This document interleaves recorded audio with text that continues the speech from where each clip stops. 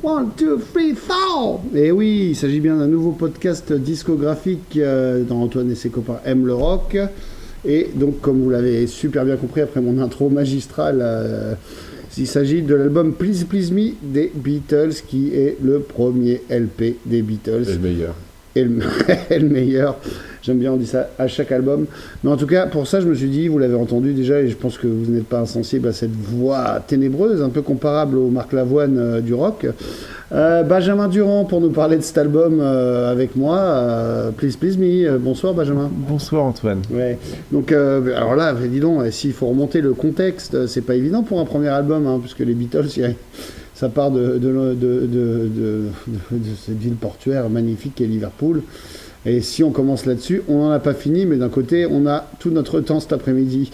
Donc, Please Please Me, qui sera le premier LP, mais avant, il se passe des tonnes de trucs. Essayez de nous resituer ça pour m'aider à introduire cet album. Oh, il n'est plus là. Non, Benjamin, vas-y, je t'écoute.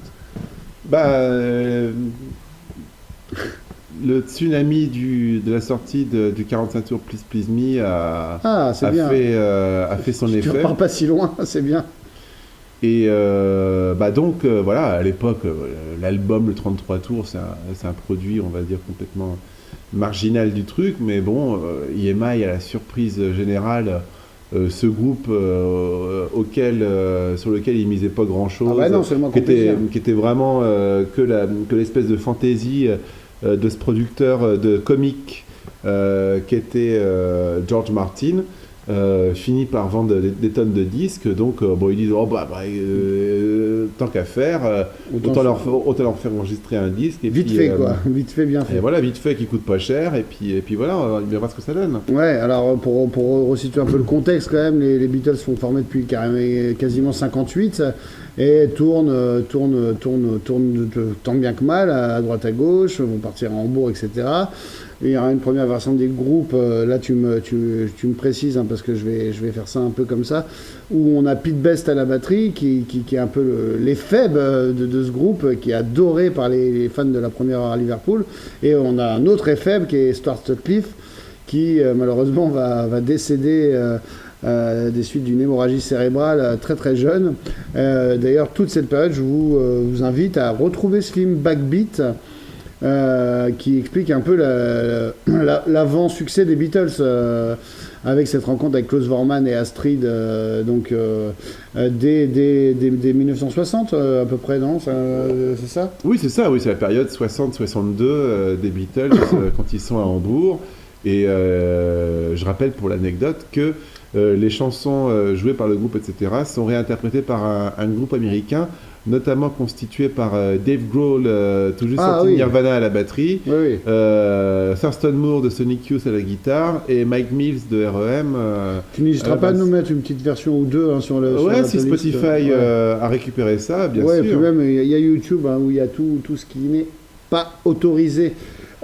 Du coup, ce qui se passe, c'est que enfin, ils ont un manager un peu qui va les entraîner vers visionnaire, voilà, qui va les entraîner vers quelque chose de plus professionnel.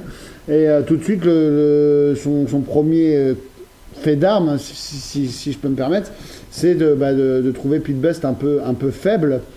Ça, c'est George Martin qui va trouver Pete Best faible. Je pense que Brian Epstein... Pete Best n'est pas la première session d'EMI, hein. Si. Non, c'est Ringo. Non. C'est Pete Best. On sur a un désaccord. Si, non, il n'y a pas de désaccord du tout. Donc l'essai que font les Beatles sur l'anthologie 1, il y a une version de Love Me Do enregistrée avec Pete Best, et c'est enregistré à Abbey Road. Il y a une version de Love Me Do enregistrée avec Ringo Starr qui sera remplacée par Iggy White. Non. Bon, alors redis-nous alors. C'est toi le spécialiste. Non, les Beatles arrivent à Abbey Road pour leur première audition avec George Martin. Et George Martin dit ok, le groupe est cool, mais le batteur ça va pas, il faut changer ça. Et ils enregistrent. Je pense qu'il s'agit de Ringo. Non, c'est Pete Best. Et c'est pour ça que Ringo remplace Pete Best. En plus de ça, je pense qu'en interne, il y avait vraiment une espèce de jalousie peut-être. Il y avait vraiment il se tapait les gonzesses, un 3 contre 1. Oui, et puis bon. Donc voilà, ça a arrangé aussi cette histoire-là. Mais non, Pete Best est de la première session à Abbey Road. D'accord, donc la première session à Abbey Road, où donc il y a effectivement une version de Love Me Do qui est enregistrée, il y a même une version de One After 909, si je ne me trompe pas. On Non, retrouve plus tout tard, ça, ça. on retrouve les... Parce que cette session-là est en 62. Oui, mais One After 909, c'est de 62. 63. Bon, La version qui est sur l'anthologie est en 63. d'accord. Bon, écoute, on n'est pas du tout d'accord sur la chronologie. Parce que pour moi, le premier single du groupe est enregistré en septembre 62, donc il y a un problème. Quel problème? Bah, là, de chronologie entre nous. Pourquoi? Bah, parce que moi, je pense que c'est Ringo qui participe aux premières sessions d'EMI et pas Pete Best. À la session de Love Me Do, oui, mais c'est pas la première session d'EMI. Rien n'est publié, rien ne sort à la première session d'EMI. C'est une session d'audition. C'est au printemps 62. Cette session n'est pas une session d'enregistrement, c'est une session d'audition pour savoir si le label va signer les Beatles ou pas.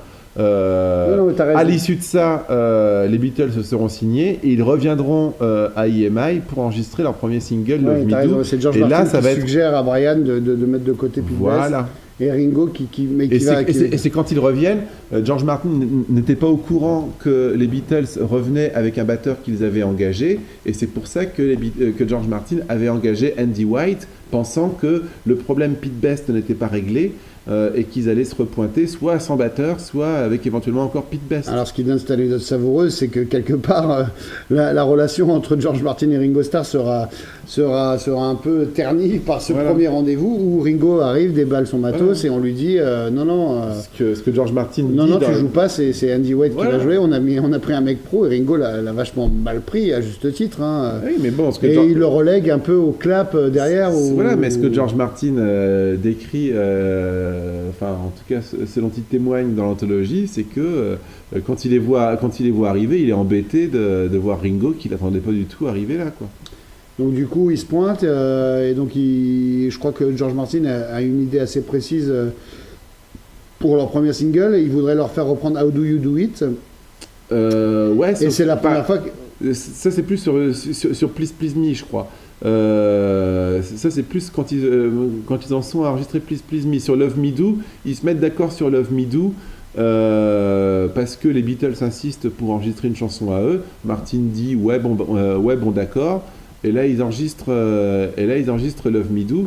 Et c'est quand ils reviennent où Martin, il a un peu la pression, tu as signé ce groupe, faut que tu nous sortes un truc qui va marcher. Vu qu'à l'époque, on ne faisait pas confiance à ce que les musiciens écrivaient eux-mêmes, c'était pas du tout dans la tradition à l'époque que les musiciens écrivent eux-mêmes leurs chansons, il va leur dégoter. Oui, parce qu'il était gentil. Il a voulu leur faire un test. Et d'ailleurs, tout le monde disait que Love Me Do avait atteint la 18e place, si ma mémoire est bonne, juste parce que il était propriétaire d'un magasin de disques et que du coup, c'est lui qui faisait les chiffres. Et qu'il avait truqué les chiffres. Parce que la suite, finalement... il l'a peut-être fait, mais en tout cas, il a bien fait, puisque dès Please Please Me, ils sont numéro 1. Voilà. Et c'est seulement après qu'ils sont convoqués donc, pour une session marathon, qui, si ma mémoire est bonne, a lieu, je sais pas, en 63, ça c'est certain, mais je sais plus à quelle période, en janvier peut-être, non Ouais, ou mars-avril peut-être plutôt, mais non, février apparemment. Voilà, tu vois, janvier donc. Et donc là, ils vont enregistrer l'album, ce qui va servir de remplissage à l'album, puisque sur l'album, petite exception, c'est qu'il y a Love Me Do et il y a la face A, face B de Love Me Do, PS I Love You. Et Please Please Me, Ask Me Why. Please Please Me, Ask Me Why, il faut enregistrer le reste. Donc ce que vont faire les Beatles, c'est qu'ils vont venir un peu en mode live à Abbey Road pour enregistrer le répertoire qui jouait depuis déjà des années, notamment dans ces nombreuses nuits à Hambourg, quoi. Tout à fait. Donc qu'est-ce qui se passe là dans cette session? C'est super bien documenté par ce magnifique Geoff Emerick dans ce bouquin qu'il a écrit, parce que lui il est stagiaire à Abbey Road, et son premier jour de stage il se retrouve avec ces mecs là qui se pointent. Donc je voudrais en profiter pour rendre hommage à Geoff Emerick qui nous a quittés il y a quelques semaines. Et ça nous fait encore un membre très proche de l'entourage des Beatles qui a disparu. Il nous en reste plus beaucoup, et donc ça nous a fait à Benjamin et moi un effet bœuf, et nous a rendu triste quelque part parce que Geoff était jeune, plus jeune qu'eux, et il est mort subitement. Donc Donc, petit hommage à Geoff Emerick qui ne participe néanmoins pas du tout à part en tant que stagiaire et observateur. Donc du coup, on a quand même pas mal de choses écrites là-dessus concernant cette journée marathon. Donc du coup, les Beatles, ce qui est incroyable quand même, c'est que malgré ce qu'on peut penser, c'était pas uniquement un groupe de reprises, ils ont déjà des compos hyper solides. Et l'album s'ouvre par une espèce de morceau. Je veux dire, je me souviens, je l'ai réécouté il y a pas longtemps avec ma femme qui me disait ah oui, mais c'est deux ça. Bah oui, c'est deux. C'est même une chanson de McCartney qui est signée Paul McCartney, Lennon, et non pas Lennon-McCartney. Ça sera inversé quelques semaines, quelques mois après. Parce qu'ils auront leur rendez-vous qui va sceller leur contrat d'édition après l'enregistrement du disque. Voilà, donc du coup c'est pour ça que toutes ces chansons sont signées, enfin les chansons coécrites sont signées McCartney-Lennon. Et pour l'anecdote... Et Lennon disait, ça sonne vachement mieux Lennon-McCartney. Voilà. Et pour l'anecdote, les deux seules chansons qui ne seront pas traitées dans le cadre de ce contrat d'édition seront les deux chansons du premier single des Beatles, Love Me Do et P.S. I Love You. Et c'est Paul McCartney lui-même qui les rachètera, qui les récupérera pour sa société d'édition MPL Communications. Et donc, voilà. Qui seront signés aussi McCartney et Lennon ça, c'est pas, je pense qu'il veut. Je pense que. C'est lui qui a les droits, du coup. Mais du coup, c'est lui qui a les droits. Et Yoko, non, Yoko, elle touche la royalties pour Lennon, mais McCartney. Mais elle n'est pas propriétaire en édition de ça. Et il poussera la blague jusqu'à réenregistrer un espèce de medley un peu, très années 80, dans le cadre de cette tournée Flowers in the Dirt en 89, qui s'appelle P.S. Love Me Do, comment un peu présenter aux gens qui vont se moquer de nous parce qu'on dit que c'est un album formidable, etc., alors que la plupart des rockers qui nous écoutent, je pense, s'intéressent aux Beatles un peu, et s'y intéressent à partir d'albums plus matures, comme à partir de Rubber Soul ou même de Revolver. Comment expliquer cette fraîcheur, cette joie de vivre, cette spontanéité qu'on entend sur tout le disque, qui moi me saute aux oreilles aujourd'hui, parce que j'ai lu beaucoup de choses sur le groupe, etc. Donc c'est une espèce d'instantané magnifique de ce qu'était le groupe dans les premières années, mais comment on peut donner des pistes ? C'est simple. Ils n'attendaient rien du futur à ce moment-là. Ils avaient l'opportunité d'enfin enregistrer en studio et de mettre sur bande toute l'expérience acquise sur scène à la fois à Hambourg et à la Cavern à Liverpool. Et c'est cette espèce de fraîcheur, de joie d'enregistrer, de faire connaître ces chansons au monde qui vont exprimer là. Et, ce que je pense même, c'est que ce qui doit être incroyable, c'est en fait d'imaginer les Beatles s'entendre jouer dans des conditions auditives parfaites, dans des casques. Ça devait être une joie absolue. Quand tu te retrouves à jouer ce que tu joues sur scène, et d'un coup tu entends ça comme dans un disque, direct dans le casque. Non, et je pense qu'on l'entend ça sur le disque. Je pense qu'aussi de la précision du son, etc. Et les conditions... Une autre partie de la qualité de cet enregistrement vient de l'apport de la présence humaine de George Martin, qui va vraiment qui est un peu le père, savoir les écouter, les mettre en bonne condition. Et par exemple, quand on connaît, grâce à l'anthologie, les sessions à DK enregistrées le jour de l'an 1962, là par contre on les sent nerveux, pas du tout mis à l'aise. Et puis avec un mauvais choix de reprise aussi. Oui, mais bon, c'est plus ou moins ce qu'ils faisaient, mais ils sont pas du tout, effectivement, il n'y a pas eu du tout de préparation de l'enregistrement, il n'y a pas eu de... Voilà, ils sont pas du tout en condition, et ils sont très très neufs par rapport à là, alors que là, on les sent beaucoup plus libérés, accompagnés sur cet enregistrement-là. Et du coup, l'album s'ouvre sur I Saw Her Standing There, avec le décompte de McCartney, 1, 2, 3, 4. Et là, tu te dis, putain, le mec a déjà compris non seulement tous les codes de Little Richards, mais pas dans une reprise, quoi. C'est-à-dire que c'est une composition à lui qui commence par She was just 17, avec un petit clin d'œil, you know what I mean. Genre, j'ai envie de commettre, j'ai envie de baiser des meufs toutes jeunes, quoi. Et c'est déjà hyper. C'est déjà hyper osé finalement, même si personne l'a relevé à l'époque. C'est presque I Love to Turn You On dès 62, quoi. Oui, et puis d'autant plus que c'est le fruit plus que de la collaboration Lennon-McCartney, on va dire du rapport autocritique Lennon-McCartney, puisque McCartney écrivait dans un premier temps, sur un premier jet, She was just 17, never been a beauty queen. Oui. Et c'est Lennon qui lui fait la censure en lui disant tu peux trouver mieux que ça. Et c'est là que le You Know What I Mean arrive. Avec le clin d'œil quoi, de Paul qu'on imagine voilà. Avec son sourcil chelou, la tête de champignon.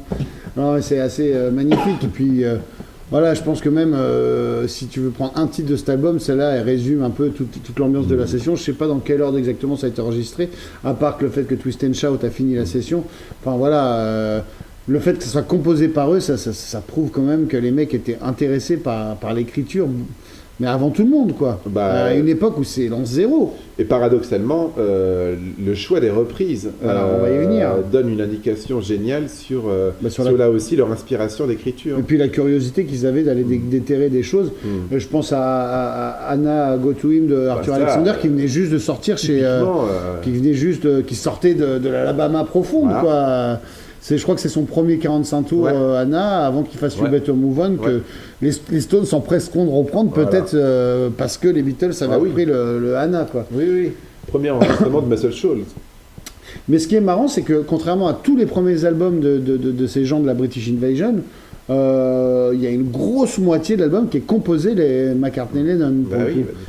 Contrairement au premier Them, au premier Stone, au premier Animals, au premier Yardbirds, au premier tout le monde. Quoi. On ne dira jamais assez que c'est l'aspect révolutionnaire des Beatles et qui va les garder, qui va leur garder leur tête devant tout le monde pendant longtemps. Jusqu'à aujourd'hui.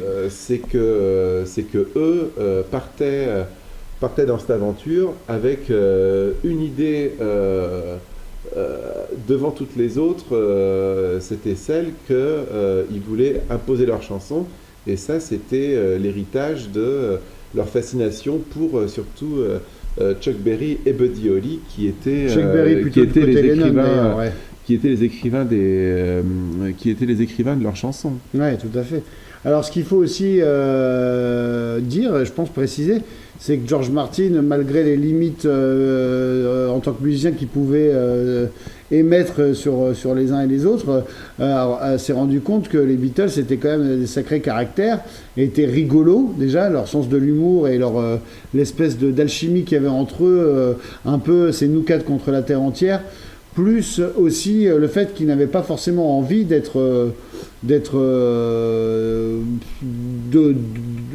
faire tout ce qu'on leur demandait dans une séance en studio.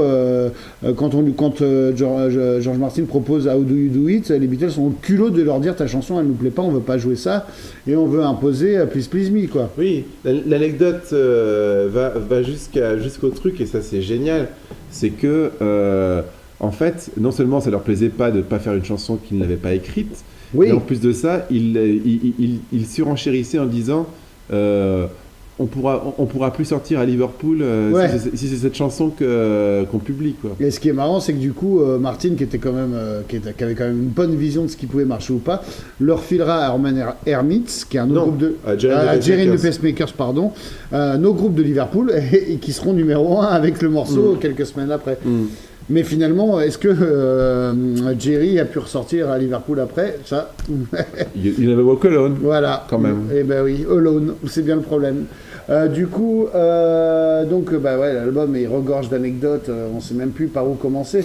Please Please Me, à la base, c'était une espèce, pardonnez-moi pour la millième fois, de slow à la Roy Orbison que Lennon a présenté, et c'est Martin qui suggère un peu d'en accélérer le tempo pour en faire le premier numéro 1 des Beatles, quoi, qui va être numéro 1, c'est le deuxième single, et le deuxième est numéro 1.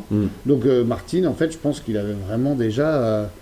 il est vraiment là à la bonne époque, et il arrive à transformer ces 4 individus en faiseurs de tubes.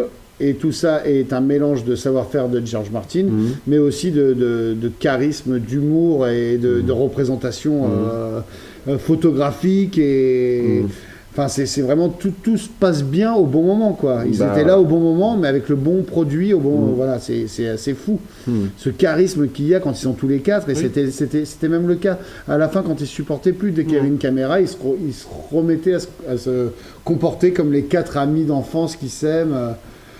Enfin, C'est pour ça qu'il faut insister là-dessus, parce que pour comprendre Please Please Me, quasiment, bientôt 60 ans après, il faut aussi prendre en compte que c'était juste 4 potes à l'humour un peu crasseux, de 4 potes qui ont réussi à devenir les maîtres du monde, quoi. Oui, puis qui ont eu à être plus populaires que Jésus, quoi. Et qui ont eu leur amitié aussi forgée par des années de galères sur les routes en Écosse et tout ça. À Hambourg, l'intimité. Et à Hambourg. Il devait partouzer des meufs. Enfin, Lennon devait baiser une meuf sur les jumeaux pendant que. Voilà, enfin. Mais c'est ça qui était intéressant dans le fait de venir à Liverpool, c'est qu'ils n'étaient pas comme d'autres groupes, comme beaucoup d'autres groupes seront quand ils viennent de Londres, à se contenter, parce qu'il y avait beaucoup de choses à explorer là-dedans, mais aussi c'était un petit peu emprisonnant de toute la scène des clubs à Londres, etc. Évidemment, les Beatles venant du Nord,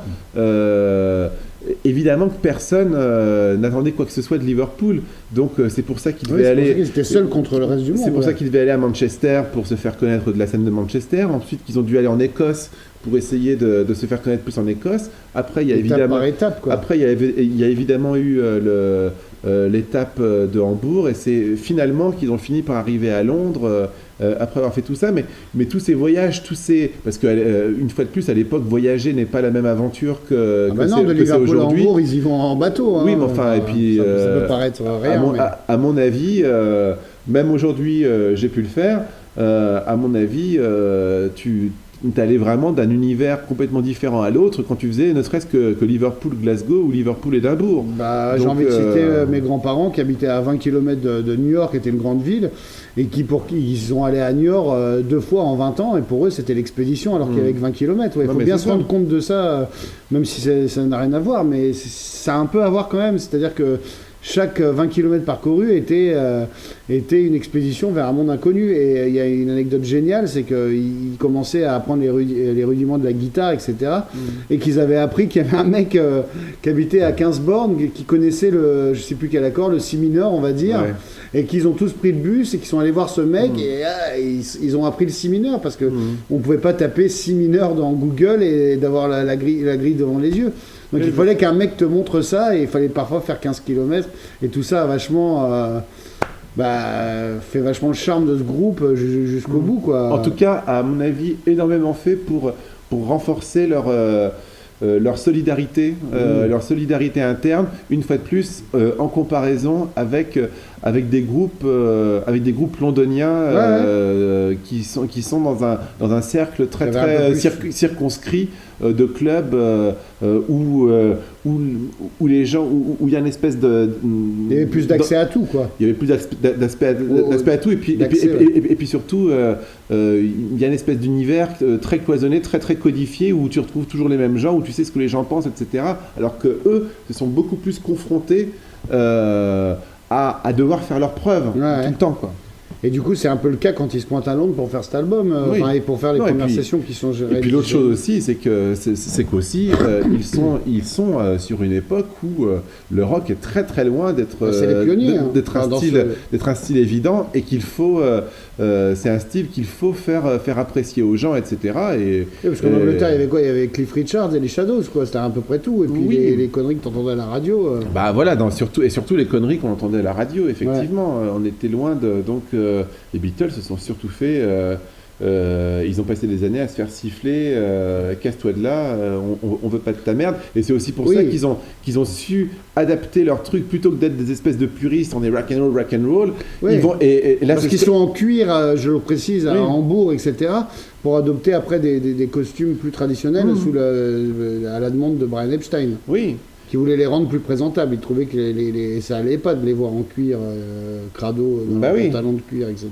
Et là, c'est ce qu'on voit, c'est que dans leur choix de reprise, c'est pas du tout des choses évidentes, parce qu'ils vont à la fois faire des choses écrites pour les girls band, par les gens de Tin Pan Alley, style Goffin and King, qui écrivent pour les comédies musicales et pour les girls band, donc qui reprennent Chains.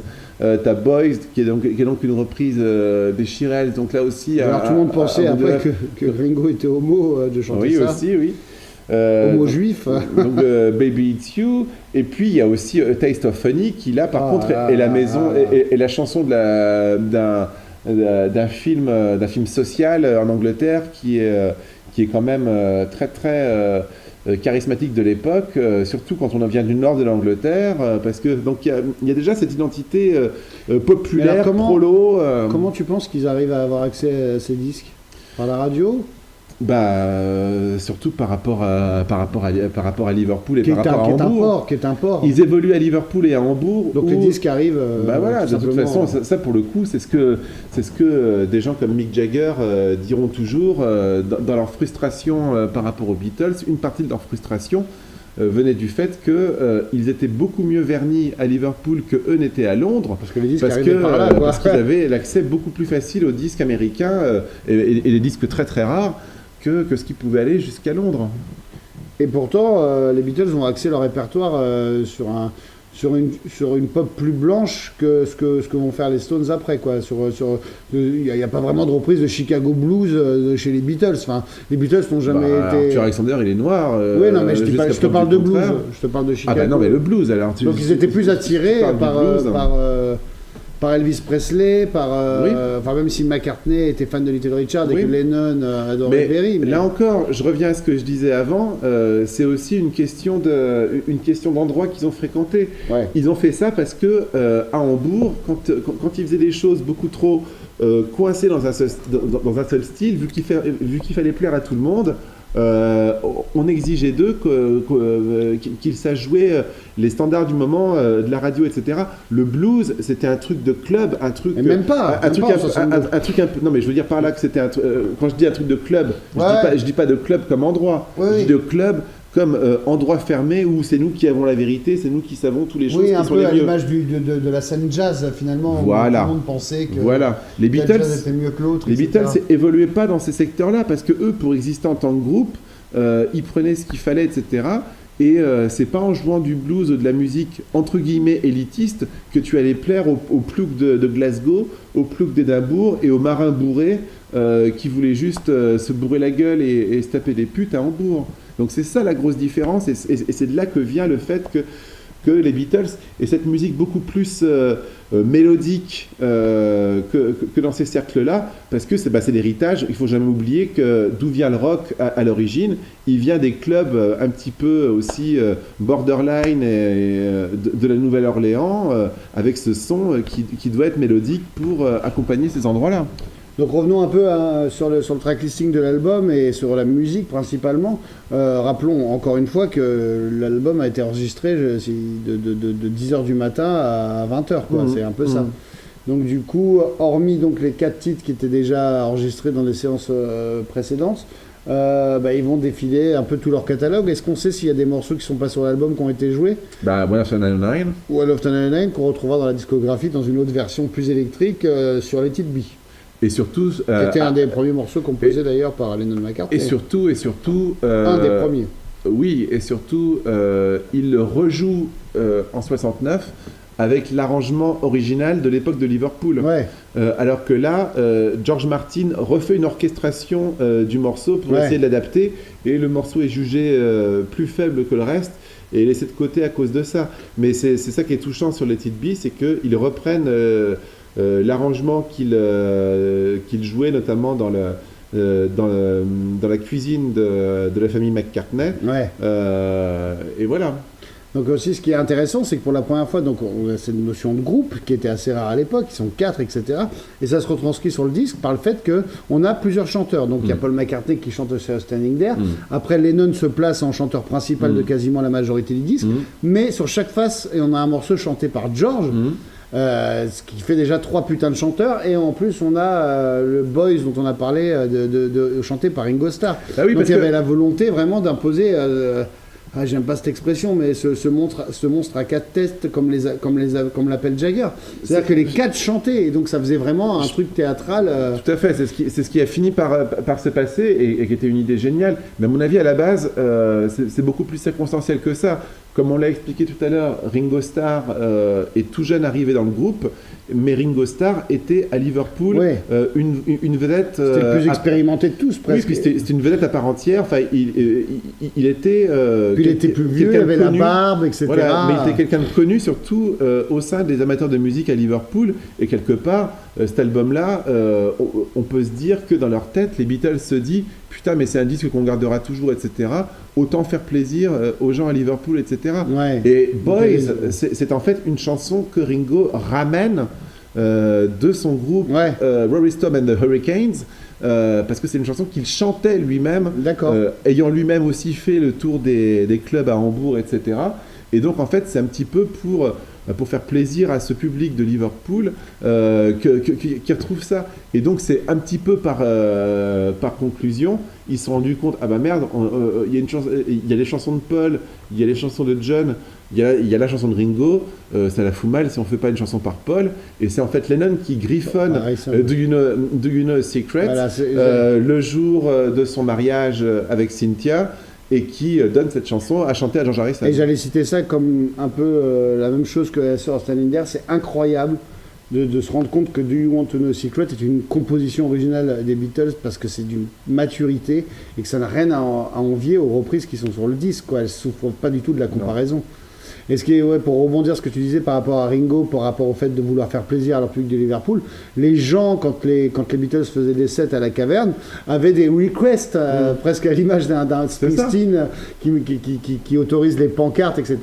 Les gens demandaient, machin chante ça, fais ci, fais ça, et c'était un véritable jukebox. Mais je crois que ça c'est hérité de Hambourg, et effectivement, ils ont rapporté à la Caverne ensuite. Ce qui finalement leur avait vachement donné confiance à Hambourg, c'est que n'importe quel request d'un marin bourré, etc., ils essayaient de le faire. C'était un challenge pour eux, quoi. Et c'est ça qui a donné l'espèce de côté de compétition interne, de challenge personnel qu'ont toujours eu les Beatles, c'est ce qui a motivé leur fabuleuse progression en tant que songwriter au fur et à mesure des années. Ce qui frappe aussi à la réécoute du disque, c'est la qualité des harmonies de chant de Paul, de John et de George, quoi. C'est un groupe vocal, quoi. Enfin, sûrement influencé un peu par les groupes de doo-wop, enfin les Platters et les Shearers, dont ils reprennent Boys d'ailleurs, et j'en passe et des meilleurs, mais c'est incroyable déjà la qualité en une journée d'arriver à placer de telles voix, probablement en live. Ils avaient tellement l'habitude de chanter dans un bordel ambiant que là, s'écouter au casque, c'est pour ça que je disais ça tout à l'heure, ça devait être super agréable pour eux de s'entendre de façon comme dans le disque, quoi. Oui, et là encore le génie de George Martin qui, je pense qu'à mon avis, 90% des producteurs de l'époque auraient cherché à orienter les enregistrements pour que le chant soit focused sur le lead singer, et c'est George Martin qui très très vite a cette vision des Beatles en disant qu'est-ce que ce serait idiot alors que ce qui fait le charme, c'est qu'ils chantent tous ensemble. Et George Martin découvre ça sur Love Me Do, justement, où il suggère à Lennon, qui chante entièrement la chanson, de faire une partie d'harmonica. Et comme il ne peut pas jouer de l'harmonica et de chanter en même temps, il demande à McCartney de faire ce fameux passage Love me do, oh love me do. Et donc là déjà, il se rend compte que tous ont des capacités vocales intéressantes. Et d'ailleurs, McCartney raconte ça avec tendresse en disant que dans le disque, on peut entendre son espèce d'appréhension à chanter ce passage qui n'était pas prévu. Et lui entend la fébrilité. Il s'entend chanter, il se dit oh là là, j'ai été terrorisé de chanter dans un micro avec un casque, quoi. Donc tout ça fait que cet album est assez incroyable, et se termine donc par Twist and Shout, chanté par un John Lennon qui du coup a le droit un peu de lâcher absolument tout ce qu'il a et de s'en péter la voix, et ce qu'il va littéralement faire sur le morceau. Il faut écouter la voix qu'il a là-dessus. Il y a des photos qui témoignent, ou je ne sais plus si c'est des photos que j'ai en tête ou si c'est juste des témoignages, que Lennon a fini torse nu dans le studio à hurler Twist and Shout, cette reprise des Isley Brothers, et qui, contrairement à ce qu'on pourrait penser, ne sont pas sur les compiles bleues, ce n'est pas sur la compile rouge, ni I Saw Her Standing There et Twist and Shout, qui semblent être des grands succès, des grands singles, mais c'est pas sorti en single, quoi. Alors que ça fait partie des grands succès des Beatles, quoi. Twist and Shout est même un un des des 5 cinq titres, ouais, c'est ça. enregistrements absolument cruciaux pour l'histoire de l'humanité que les Beatles ont pu donner. Quoi. Ouais, c'est ça. Mais c'est extraordinaire. Il y a peu de mots pour décrire la magie, l'excellence totale qu'il y a dans cet enregistrement. C'est une des plus belles choses du monde. Donc peut-être qu'à écouter aujourd'hui, ça peut paraître un peu gnangnan, etc. Mais c'est parce que faut se rendre compte déjà de l'ancienneté de l'album, qui est avant tout ce qui a pu être fait. Achetez-vous des oreilles, les gens. Oui, et puis surtout, achetez-vous des oreilles en 3 dimensions, quoi. Prenez en compte tous ces paramètres et puis aussi la pureté du son, quoi, puisque du coup, il n'y a aucun overdub. Allez, un petit tambourin par-ci, par-là. Le piano sur Misery. Le piano sur Misery, qui est une chanson qui peut paraître bête, The World is treating me bad, Misery. Non, mais... C'est extraordinaire. Il y a tout le Lennon de I'm a Loser qui est déjà là-dedans. Hein. Voilà, mais bon, c'est pas encore I'm a Loser quand même, tu vois. Il va arriver à maturité après. Clés, quoi. Donc vraiment, le premier Beatles... Enfin, c'est la première aventure d'une des plus fulgurantes aventures qu'on puisse imaginer. Donc c'est ça qui est formidable, quoi. Enfin, tout est là, quoi. Et puis du coup, l'album, son mystère, va finir numéro 1 en Angleterre direct, même en termes de LP. Et va plutôt bien marcher, pas vraiment tout de suite, mais va être après redécouvert quand les Beatles iront aux États-Unis. Finalement, Please Please Me va ressortir. Ils auront plein de numéros 1 après. Puis même Love Me Do, je crois, en 75, est numéro 1 ou un truc comme ça. Hein. C'est ressorti en single aux États-Unis en 75, ça devient numéro 1. Enfin voilà, ce n'est pas une simple... c'est un vrai disque à écouter avec passion. Alors le seul problème, entre guillemets, c'est qu'il comporte les singles. Donc, mais ça ne fait pas un problème. Mais disons que du coup, ce n'est pas une session sur tout l'album, mais c'est les 3 premières sessions qu'ils enregistrent pour EMI. Et après, la Beatlemania n'a plus qu'à arriver, et ça va arriver très vite finalement, des She Loves You, quasiment. En tout cas, la Beatlemania anglaise, oui. Oui, en tout cas, la Beatlemania anglaise pour She Loves You et I Wanna Hold Your Hand. Pour les États-Unis, on en reparlera avec de vrais résultats, j'espère. Dans un prochain podcast, merci de nous avoir écoutés. N'hésitez pas à aller écouter les petites playlists fabuleuses que Benjamin nous prend un malin plaisir à pondre et à liker la page Facebook, la page YouTube, tout ça. On vous embrasse très fort. Merci Benjamin. Merci.